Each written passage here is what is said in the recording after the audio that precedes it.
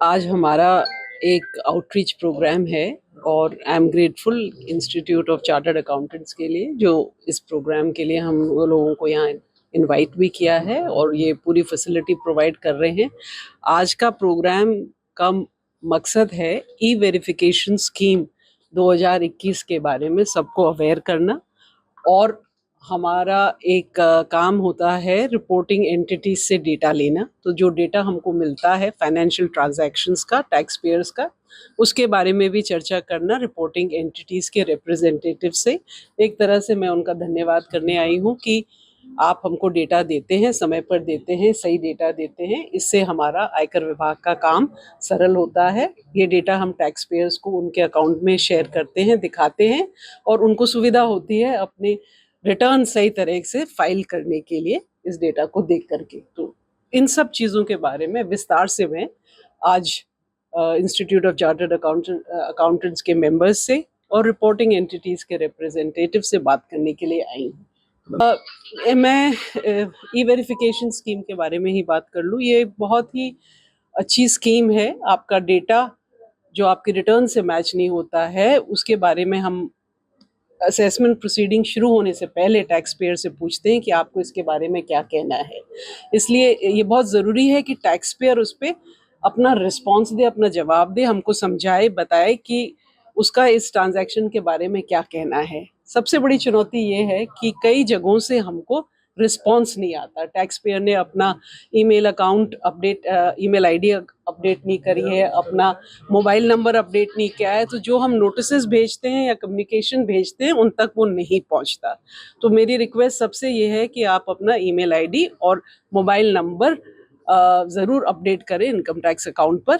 एक तो ये बड़ी चुनौती है। जो थर्ड पार्टी है सेक्शन 285BA, इसके तहत identified reporting entities financial transactions की डिटेल्स आयकर विभाग को 31 मई किसी भी फाइनेंशियल ईयर के लिए 31 मई तक फाइल करती हैं। ये फाइनेंशियल ट्रांजैक्शंस बड़ी संख्या के होते हैं, जैसे प्रॉपर्टी का हुआ 30 लाख से ऊपर, जैसे कैश डिपॉजिट का हुआ, और purchase of debentures, shares, foreign exchange, purchase of time deposits etcetera, interest income, dividend income, इन सब के बारे में एक सीमा थ्रेशोल्ड लेवल के ऊपर ये सब हमको रिपोर्ट होते हैं। आज हमारा एक आउटरीच प्रोग्राम है और I am grateful institute of chartered accountants के लिए जो इस प्रोग्राम के लिए हम लोगों को यहाँ इनवाइट भी किया है और ये पूरी फैसिलिटी प्रोवाइड कर रहे हैं।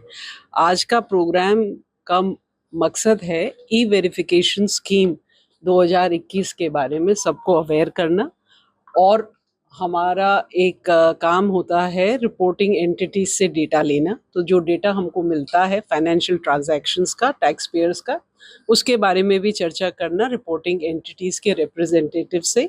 एक तरह से मैं उनका धन्यवाद करने आई हूँ कि आप हमको डेटा देते हैं, समय पर देते हैं, सही डेटा देते हैं। इससे हमारा आयकर विभाग का काम सरल होता है।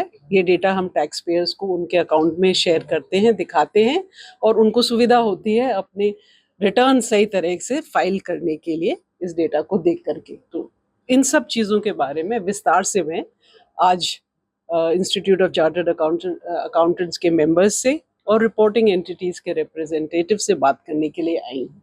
मैं ई वेरिफिकेशन स्कीम के बारे में ही बात कर लूँ। ये बहुत ही अच्छी स्कीम है। आपका डेटा जो आपके रिटर्न से मैच नहीं होता है उसके बारे में हम असेसमेंट प्रोसीडिंग शुरू होने से पहले टैक्स पेयर से पूछते हैं कि आपको इसके बारे में क्या कहना है।